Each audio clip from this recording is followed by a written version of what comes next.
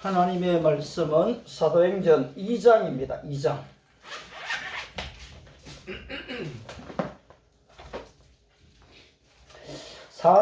43절부터 우리 끝까지 한 절씩 교독하십시다. 사도행전 2장 43절을 제가 읽고요.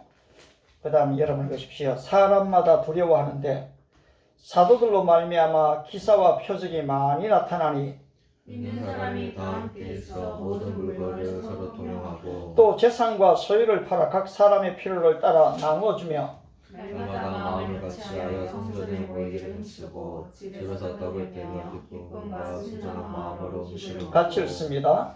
하나님을 찬미하며 또 온 백성에게 칭송을 받으니 주께서 구원받는 사람을 날마다 더하게 하시니라. 아멘. 아멘. 오늘 제가 좀 이 노트북을 옆에 자랑 좀 하려고 올려놨는데요. 노트북을 한 20년 전에 하나 샀었는데 이제 그래도 참 상당히 20년까지는 아니네요. 내가 보니까 10년 전쯤 되는 것 같네요. 그 전에 97, 8년에 처음 나왔을 때도 하나 그때 구입했고요. 그런데 이걸 좀 사용해 봤는데 안 느릴 뿐만 아니라 다 사용이 어렵더라고요. 그리고 노트북 대신에 이제 스마트폰이 등장을 하니까 사실 이게 크게 많이 안 쓰였어요. 그런데 안 쓰니까 그렇거든요. 편집을 하려고 하거나 영상을 제대로 좀 올리려고 하고 또 강의를 하려고 할 때는 이게 사실 필요한데 그렇게 그럴 일이 많이 없었어요. 이거 미국에 있을 때도 저거 하나로도 이제 영상 녹화가 다 돼버리니까 그랬지만은 근데 지금은 줌을 쓰려고 하니까 저거는 내 얼굴밖에 안 보이거든요. 그래서 이제 이걸 가지고 줌을 하니까 보니까 49명까지 볼 수가 있더라고요. 예. 와. 그래서 앞으로 교회를 49명을 채워야 되나 생각을 좀 이래 하게 되는데 안 쓰면요 별로 필요가 없어요. 그러나 그 쓰는 사람한테는 굉장히 좀 사실 효과가 있죠. 제가 여기 잠깐 글도 썼지만은 사실 이 컴퓨터를 가지고 인생을 역전시키는 사람들이 많습니다. 이 컴퓨터를 가지고 벌써 이 세상을 변화시켜 놨거든요. 근데 이것도 벌써 이제 구시대가 돼버려요. 정강시대가 다가오고 홀로그램이 생활화되어지게 되면은 엄청난 교육의 혁명, 사회적인 혁명이 저는 일어난다고 봐요. 그런데 이제 기독교들이 우리 교회들이 이런 기술의 발달과 이 과학의 발달에 대해서 어떤 시각을 가지고 있는가가 굉장히 중요한데요. 때로는 자꾸 적으로 볼 때가 많아요. 과학의 발달을요. 이것은 나는 좀 모순이라 싶거든요. 하나님의 이 창조 세계 안에는 인간에게 주어진 엄청난 이 창조적 아이디어들이 있는데 이걸 지금 발휘를 하는 것을 가지고서 물론 이 안에 이제 죄를 짓게 만드는 요소가 많죠. 또 죄를 향하여 달려가게 되죠. 인간은 본질적으로요. 그런데 사실은 종교개혁 시대 때만 봐도 이 마르틴 루터가 그 얘기를 하거든요. 바로 인쇄술의 발명은 하나님께서 우리에게 준 위대한 선물이다 라고 얘기했거든요. 그때 만약에 인쇄술이 안 나왔다면 종교개혁은 일어날 수가 없습니다. 어떻게 책을 지금 전달을 하겠어요? 언제 옛날에 지금 성경을 한번 쓰면요 1년에 딱 2권을 쓸 수가 있답니다. 필사본을 할 때요. 왜냐하니까 얼마나 세밀하게 1.1획도 안 틀리게 적으려고 하니까요. 그런데 지금 그때에 인쇄술이 등장을 했거든요. 그걸로 말미암아 이 독일과 프랑스에 이 유럽에 엄청난 지금 종교 혁명이 사실 일어나게 되거든요. 그렇다면 오늘 21세기 지식정보화 시대 속에서 우리들은 이런 도구들에 대해서 그럼 어떻게 해야 되는가? 저는 하나님을 대적하는 문화는 우리가 대적을 해야 돼요. 과학이 너무 중요하지만 과학주의로 가버리면 과학을 우상화 만들거든요. 기술도 너무너무 중요한데 기술주의로만 또 가버리면 이게 문제가 돼요. 그런데 그 안에 좋은 것들이 있거든요. 하나님의 나라를 세울 수 있는 것들이 있어요. 저는 그리 컴퓨터 안에도 하나님의 나라를 좀 세워보자 주의예요. 내 페이스북 안에도 자랑하기 위한 글이 아니라 내가 공부가 되어지고 역사에 좀 또 남으며, 그러면 이 안에서 읽는 사람들마다 이 안에 속에서도 좀 주님을 발견할 수 있고 하나님의 나라가 도래되게 할 수 없는가, 그런 생각을 하면서 사실 페이스북을 하고 있는 거거든요. 이런 면에서 저는 이제 이걸 써보니까 이제는 이걸 놓고도 내가 좀, 그전에는 설교를 노트에다가 다 적었거든요. 그런데 이제는 거기 막 적는 게 아니라 오늘 제가 좀 내용을 보내드렸잖아요. 뭐라고 보냈습니까? 글로벌 킹덤 교회가 추구하는 목회 철학, 이러면서 하나 보냈어요. 여러분 그거 지금 펴가 보셔도 돼요. 예, 우리 예배는 이 스마트폰 이런 거 좀 이거 예배 때는 멀리 해야 돼 이런 게 아니고, 아니 진짜 이걸 펴서 보시면서요, 과연 그러한가 한번 이렇게 찾아보자고요. 한번 우리 글로벌 킹덤 교회가 추구하는 목회 철학이 첫 번째가 뭡니까? 우리 다 같이 한번 읽어볼까요? 시작. 글로벌 킹덤 교회는 그 이름으로 우주적교회, 보편적교회로서 하나님의 나라를 이 땅에 세우는 것을 목표로 한다. 예, 글로벌 킹덤 교회가 지금 할 이제 사명에 대해서 지금 한번 적어봤는데요. 글로벌 하는 이 글로벌의 말의 의미 자체가 세계적인 거죠. 그리고 아주 우주적인 거죠. 예, 이런 면에서, 그 다음에 킹덤이라는 말 자체가 하나님의 나라잖아요. 근데 여기에서 지금 이제 조심스러웠던 것이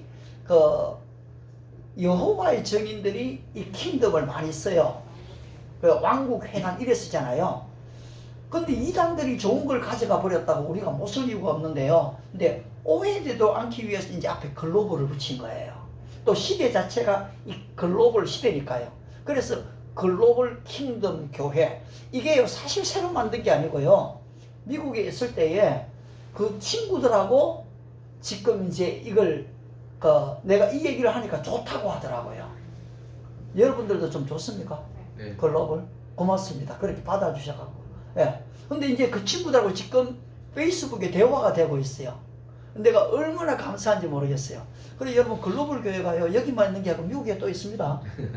제가 한번 만났던 사람들은요, 그 사람이 나를 반대하고 떠나가지 않는 한은 저는 지금까지 교제하거든요. 그래서 사람의 역사를 가만히 볼 필요가 있어요. 이 사람이 그냥 10년간 자기 교회할 때 필요해야 딱 만나는 사람인가? 아니면 20, 30년 지났는데도 정말 또 기억나는 대로 기도를 하고 또 지속적인 관계를 갖는가? 이제 그것이 제 삶의 또 열매로 지금 나타나게 되거든요. 저는 또 이런 것들을 누군가 또 통해서 제가 배웠어요. 미국에 있었는데요. 여기에 이태원에 있는 한 선교사님, 미국 선교사님 부부를 만났는데 그분들이 미국으로 오신 거예요. 그리고서는 거리가 얼마나 멀리 있는데요. 자가용은 뭘 고안했습니까? 내 만나러 오셨더라고요. 자, 그때가 딱 작년 2월 말입니다. 2월 말요. 와, 감동이 되더라고요. 그래서 나도 거리가 멀어도 만날 사람들 만나러 가야 되겠다 이런 생각을 했는데요.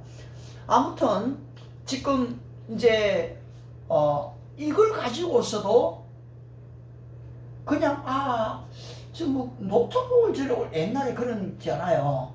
조용기 목사님이 스크린 예배 드릴 때 욕 많이 했습니다. 그때 저도 욕 많이 했어요.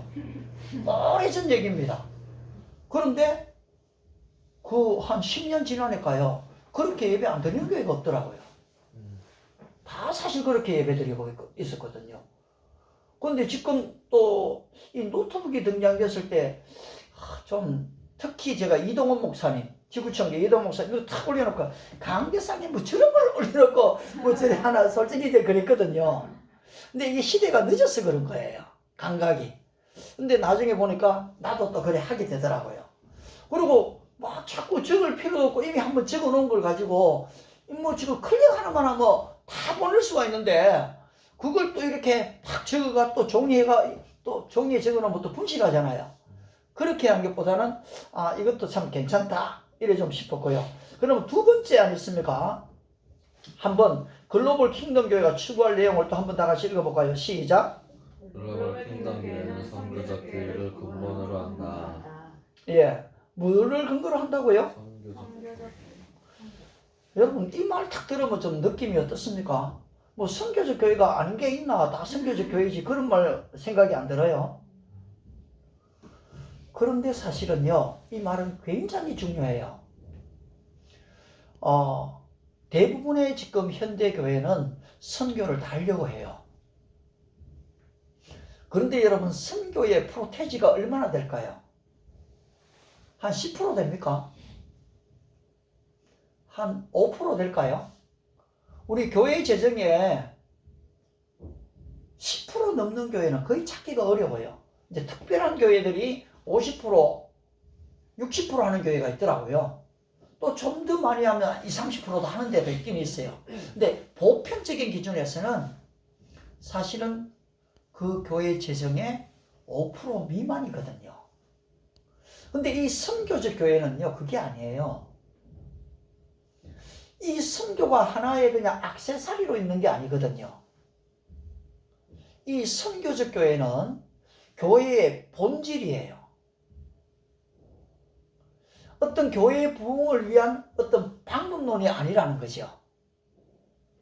대부분 이제 전도와 선교를 지금 혼용해갖고 때로는 교회 성장의 방법론으로 쓸 때가 많이 있습니다. 그런데 사실 이 선교적 교회는요, 그런 게 아니에요. 성삼위 하나님, 성부 하나님이 독생자 예수님을 보내시잖아요. 그런데 그 예수님이 아버지께서 나를 보내신 같이 나도 너희를 보낸다 이렇게 말씀하시거든요. 그런데 주님이 부활 승천하시고서는 아버지와 아들 예수님이 뭘 보낼까? 성령님을 보내시는 거거든요. 그러면 하나님은요, 이 선교의 근원이 되세요. 예수님은 선교의 이 실제가 되셨고요. 그 다음에 떠나가시면서 이것을 우리에게 위임하셨는데 성령님은 선교의 능력이 되시는 거거든요.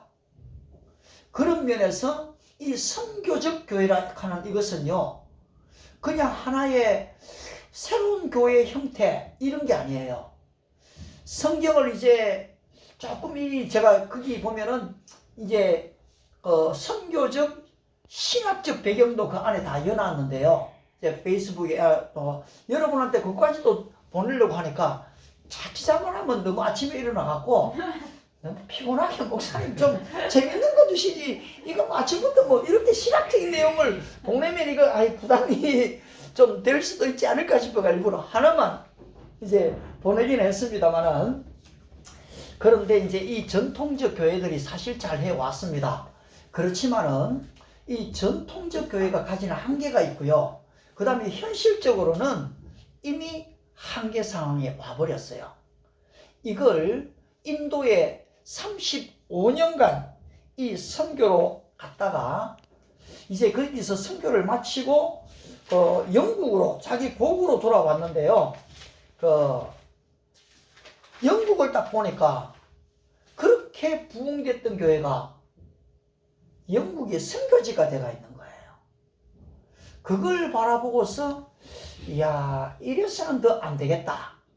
이래서 지금 이제 주장하게 된 게 이제 선교적 교회인데, 제가 이제 그런 사람들의 이름까지도 조금 사실 좀 다 올려놓긴 했거든요. 그분 중에 한 분이 이 뉴비긴입니다.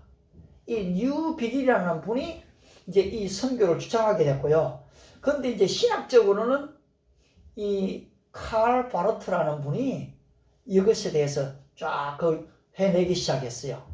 예. 제가 이제 그 한 7분의 이름을 사실 또 다 올려드릴 텐데요. 근데 이 내용은 우리가 다 알아야 될 내용은 아니고요. 그냥 기본 참고만 좀 하시면 돼요. 근데 사실 이제 이 전통교회에 장점이 있고 단점이 있는데요. 항상 뭐든지 새롭게 나오려고 할 때는 이 단점이 부각되게 돼요. 이제까지의 시대 자체가 그랬지만 이 권위적 리더십이었거든요. 왜냐하니까 왕이나 대통령이 한번 명령 내리면 들어야 되는 시대였어요. 지금 TV들도 뭐 KBS, SBS 딱 있으면 그것만 채널 딱 봤잖아요. 그런데 어떻습니까? 이제 지금 채널의 수가 100개가 지금 넘어가거든요. 그러면 이 다양성의 시대가 되어져 버렸잖아요. 그러면 팔로움이 나를 따라 이래갖고는 이게 안 통하는 거예요. 나는 또 저거 말고 다른 것도 있는데 왜 저것만 내한테 강조해? 이렇게 돼버리거든요. 그러면 이 권위적 리더십에서 사실 섬김의 리더십으로 와버렸거든요. 그 다음에는 이 교회 조직이 전부 다 피라미드의 조직이었어요. 제일 위에 당회장 목사님이 딱 계시고, 그 밑에 장로님이 딱 계시고, 그 밑에 지금 안수 집사님이 딱 있고, 또 그 옆에 지금 권사님들이 딱 있고, 그 다음에 집사님들이 있고, 서림사님이 있고, 그 다음에 평신도 이런 식으로 지금 쫙 내려오고, 이게 피라미드 구조예요. 그런데 사실 성경이 가르치는 구조는 피라미드는 아니거든요. 이게 수직적 구조가 아닌 수평적 구조거든요. 따라서 우리 주님께서 뭐라고 했습니까? 바로 인자는 섬김을 받으려 함이 아니라 섬기기 위해서 이 땅에 오셨다고 했죠. 자기 목숨을 많은 사람의 대속물로 주시기 위해서 오셨다고 했잖아요. 이런 면에서 이제 전통교회의 이 약점 부분들을 우리가 바로 인지하고 이 뉴비gin이 그것을 바로 본 거예요. 그리고 미국의 많은 선교적 교회들이 그렇고요. 지금 이제 한국에 이런 선교적 교회를 하려는 교회들이 점점 일어나고 있어요. 문제는 이것을 자기 교회 성장의 하나의 방편으로 쓰려고 할 때는 굉장히 문제가 되는 거예요. 왜냐하니까 지금 이 선교적 관점에서 성경을 보기 시작하면은 성경이 달라져 버려요. 왜냐하니까 성부, 성자, 성령님 그 근본 자체가 이 선교지 이것이 하나의 지금 그 운동이 되고 도구가 되는 게 아니거든요. 이 본질을 바로 형태로 바꾸려고 해서는 안 된다는 거지요. 이런 시각이 주어지다 보니까 이제는 에큐메니칼 운동에서 그 다음에 복음주의 진영에서 많은 이제 회의를 거쳤거든요. 그리고서 여기에 따르는 선교 신학이 딱 나오더라고요. 지금도 신학교에서는요, 선교는 필수가 아니에요. 선택 과목이에요. 이것은 지금 저는 신앙의 큰 모순이라고 보지만요. 그런데 이제 이것이 아니고 이 선교가 근본이 되어지고 필수가 되어지면은 성경을 읽는 관점, 해석하는 관점이 사실 달라지게 된다는 거죠. 저도 이거는 또 제 얘기도 아니에요.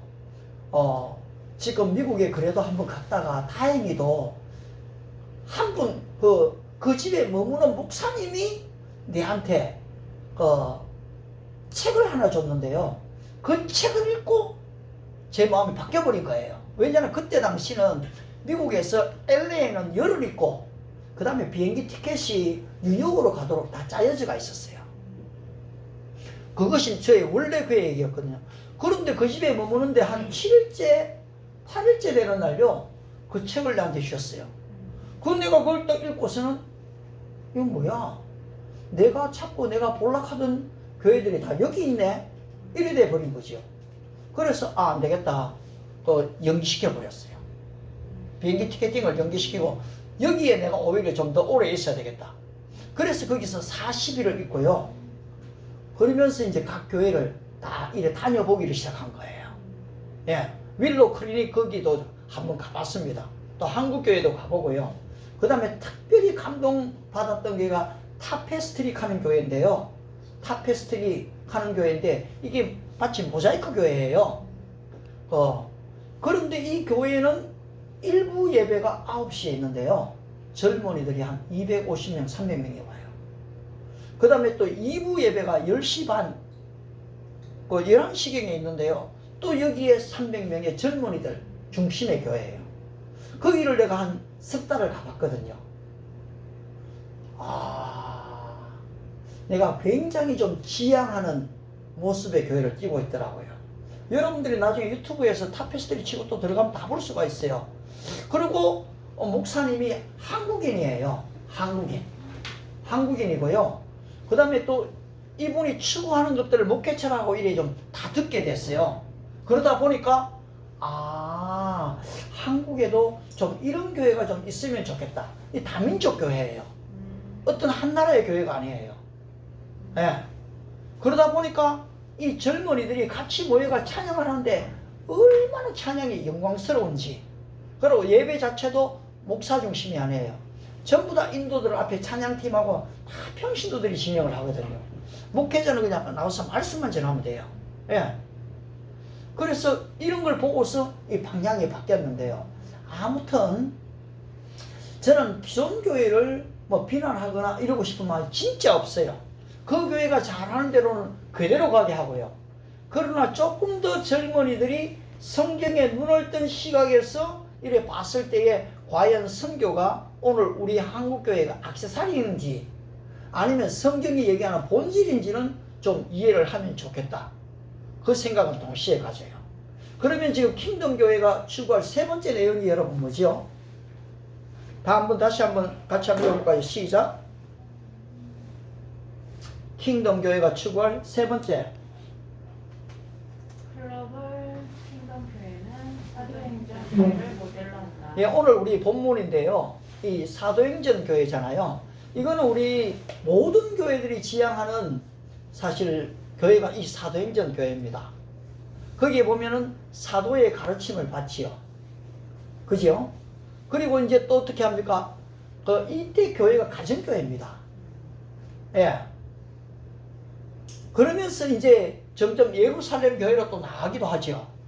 그런데 이 작은 교회들이 한둘씩 자꾸 뭉쳐지는 거예요. 여러분 초대 교회들은요 어떤 건물교회에서 모인 게 아닙니다. 전부 다 가정교회들이었습니다. 그리고 이걸 가장 확대시킨 데가 이 중국 교회에 워치만리가 뿌렸던 교회들이 그런 교회였어요. 그래서 엄청나게 부흥이 일어났습니다.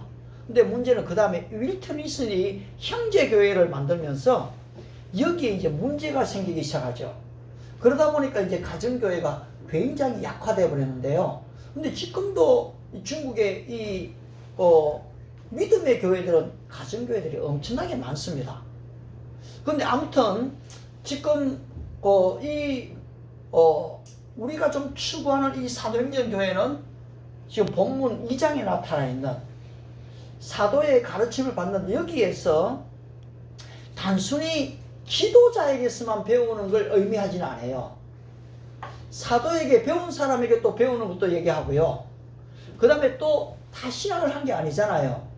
누구든지 리더가 될 수 있고요. 배울 마음이 있으면 그 사람에게 배울 수 있는 거예요. 저는 성도들에게도 배워야 되거든요. 제가 주일학교 교사를 하면서 그때 당시에 책을 제가 한 건 참 읽었는데 너무 은혜되는 걸 읽었어요. 뭘 읽었는가 하면은 팀 라일이라는 가정사역자인데 개인 성경 공부하는 책을 읽었어요. 혼자 어떻게 성경을 공부할 수 있는지 그걸 쫙 읽고선요 제가 학교를 하나 만들었는데 그 학교가 뭐냐니까 새벽기도 학교예요. 저는 새벽에 나가는 이 자체를 하나님의 학교로 봤거든요. 그리고서는 세 분이 나의 스승이에요. 한 분은 하나님이세요. 시편 32편 8절에 내가 너의 갈 길을 가르쳐 보이고 너를 주목하여 훈계하리라 이래 나오거든요. 그 다음에 또 예수님이 뭐라 합니까? 마태복음 23장 10절에 너희는 지도자라 칭함을 받지 말라. 바리새인 서기관들이 하는 말이에요. 너희 지도자 오직 한 분이니 그리스도 예수시다. 예수님이 나의 지도자시구나. 그 다음에 또 성령님이 요한복음 14장 26절 이하에서 뭐라고 합니까? 그러나 진리의 성령이 오시면 자유로 말하지 않고 오직 듣는 것을 말하시는데 장래 일을 너희에게 알려주신다 이래 나오잖아요. 그래서 제가 이 장래 일을 알려주시는 이 세 분을 나의 스승으로, 그런데 그 뒤에 뭡니까? 목사님도 나의 스승인 거예요. 교수님도 나의 스승이고요. 나의 선배도 나의 스승이 될 수 있고요. 내 친구도 내 스승이 돼요. 근데 주일학교 학생도 내 선생이 될 수 있거든요. 왜냐니까 성령님께서 어린 아이를 통해서도 말씀하실 수가 있거든요. 근데 그것을 이제 노트에다가 다 적는 훈련을 하는 거지요. 이렇게 되어지면은 잘 모르기는 몰라도 내가 하나님 앞에서 점점 자라가게 돼요. 그래서 그랬는지 사실은 신학도 안 했는데 부산에서 저를 전도사로 이렇게 오락에 갔는데요. 솔직히 두려움이 없었거든요. 아이고 내가 신학도 안 했는데 무슨 설교를 그런 거 없었어요. 그 담임 목사님이 진짜 부흥회를 또 많이 가셨거든요. 그러면 수요 예배, 새벽 예배를 내한테 다 맡기고 가셔요. 그런데 그걸 두려워하고 쩔쩔매고 이런 거는 없었어요. 왜냐하니까 그 옛날부터 설교를 큰 메모했던 거 하고 다 있으니까요. 그 다음에 날마다 성경을 읽고 암송하고 그거 붙들고 기도했으니까요. 이렇게 이제 가는 거지요. 아무튼 이 교회가 지금 가르침을 받잖아요. 그리고 또 이제 가르치기 시작하는 거예요. 저는 우리 교회 이제 리더들이요, 가르쳐야 된다고 보거든요. 왜냐하니까 배우는 쪽에는 항상 한계가 있기 마련이에요. 가르치는 것이 배우는 것이 되거든요. 주일학교 애들을 가르치게 되면 내가 해봤자 내가 배우게 되잖아요. 제 신조도 그거예요. 감히 가르치고자 하는 자는 여러분 감히 배워야 되는 거예요. 이 사도행전 교회가 바로 이런 특징이 있는 거죠. 근데 성경을 따라서 어떻게 합니까? 날마다 모이기를 좋아하잖아요. 교제가 너무 좋으니까요. 그리고 거기 필요를 따라 나누어 주잖아요. 그리고 하나님을 찬미하잖아요. 이게 우리 전통교회 그대로 있는 거죠. 우리도 이걸 무시하지 않아요. 그러나 이 안의 관계들이 인간적인 관계 말고요. 바로 영적인 그리스도 안에서의 관계로 가야 된다는 것이요. 오늘 우리가 요 세 가지를 봤지만요. 제일 처음에 어떤 교회입니까? 하나님의 나라가 임하는. 그것은 교회만 그런 게 아니고요. 여러분의 삶의 현장이 그렇게 돼야 돼요. 우리 가정이 하나님의 나라가 임해야 돼요. 두 번째는 뭡니까? 어떤 교회예요? 예, 선교적 교회로. 세 번째가 뭐지요? 사도행전적 교회를 모델로. 오늘 우리 요 정도 선에서만 한번 또 나누어 보고요. 이걸 한번 묵상해 보세요. 그러면 우리가 어디로 가야 되는가에 방향이 잡혀졌잖아요. 여러분 가다가 길을 잃어버릴 때 있잖아요. 그러면 내비게이션을 가가 분명히 나는 간다고 갔는데 나중에 보면 이 목적지가 잘못되어 있어요. 엉터리로 간 거예요. 우리가 지금 이렇게 시작하면서요. 우리의 방향을 분명하게 할 필요가 있는 거거든요. 그래야지 방향이 저러니까 내가 이렇게 갈 수 있겠다 이래 되는 거예요. 따라서 길을 잃어버렸을 때 제일 중요한 것은 내가 어디에 있는가를 봐야 돼요. 내가 누구인지를 지금 알아야 되거든요. 그러면 오늘 글로벌 킹덤 교회에 내가 누구인지를 알게 되면은 지금 가야 할 방향이 저기구나. 방법은 다양하게 갈 수가 있어요. 근데 목적지는 분명해져야 되거든요. 그런 면에서 오늘 우리는 바로 이러한 좀 7가지를 제가 좀 적어봤는데요.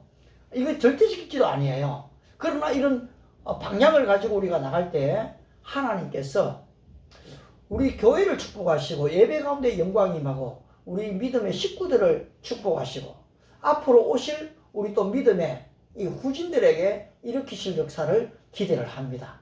하나님이 축복하시기 바랍니다. 기도하겠습니다. 좋으신 아버지 고맙습니다. 사람이 교회를 세운다 한들 얼마나 세우겠습니까? 대형교회라고 자랑한들 얼마나 대형이겠습니까? 바로 세계 지구촌 속에 지극히 작은 한 부분인 것을 고백드립니다.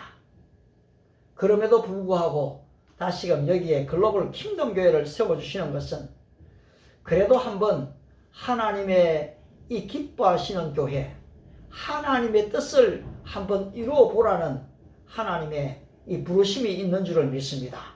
아버지, 이제 단계로 서두르지 않고 기도하면서 성령님의 인도하심을 따라 나아가게 될 때에 여기에 있는 우리 멤버들이 먼저 기뻐하고 즐거워할 수 있도록 도와주시기를 바랍니다. 이 안에 자유를 누리고 또 하나님의 영광을 보고 자신의 이 리더십을 개발하며 이 은사가 발견되고 또 사용되도록 은혜를 베풀어 주시옵소서. 오늘 이 한국교회가 더더욱 이제는 이 선교적 관점을 가지고 세계 선교를 향하여서 선교사만 보내는 게 아니라 성도들 개개인들이 예수님의 제자가 되고 선교사가 되는 은혜와 복을 허락하여 주시옵소서.